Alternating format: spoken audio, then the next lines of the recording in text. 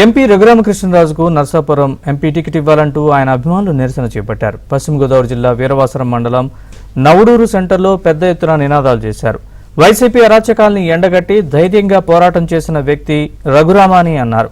అటువంటి వ్యక్తికి Narsapuram MP ticket కేటాయించాలని ఆయన అభిమానులు డిమాండ్ చేశారు.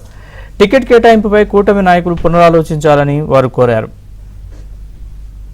నర్సాపురం పార్లమెంట్ అభ్యర్థిగా రఘురామకృష్ణరాజు నర్సాపురం పార్లమెంట్ అభ్యర్థిగా రఘురామకృష్ణరాజు గారిని నర్సాపురం పార్లమెంట్ అభ్యర్థిగా చంపేస్తారేమో అని భయపడ్డా కూడా ఆయన ధైర్యంగా ఒక సింహంలాగా పోరాడి ఆ పార్టీ మీద ప్రజలకి ఆ పార్టీ చేస్తున్న అకృత్యాలన్నీ తెలియజేసి ఈ 4.5 సంవత్సరాలుగా ఆయన ఎంతో పోరాటం చేశారు. ఆయనకి నరసాపురం మళ్ళీ పార్లమెంటు టికెట్ మిత్రపక్షాల తరఫున ఇవ్వాలని మా నవడూరు సెంటర్ తరఫున మేమందరం డిమాండ్ చేస్తూ ఉన్నాం, నిరసన తెలియజేస్తూ ఉన్నాం.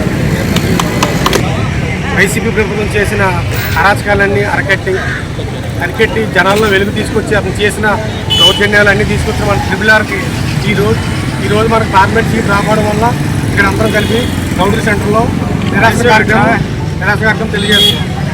కానీ ఇలాంటి నాయకుడు మనకి వ్యవహారాల పట్ల మనంతా చేస్తున్న ఈ నియోజకవర్గం చేస్తున్న అదృష్టం.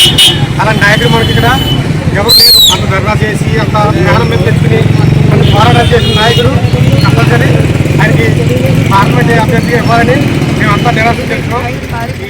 నర్సాపురం పార్లమెంట్ అభ్యర్థిగా టీడీపీ, జనసేన, బీజేపీ ఉమ్మడి అభ్యర్థిగా నర్సాపురం పార్లమెంట్ అభ్యర్థిగా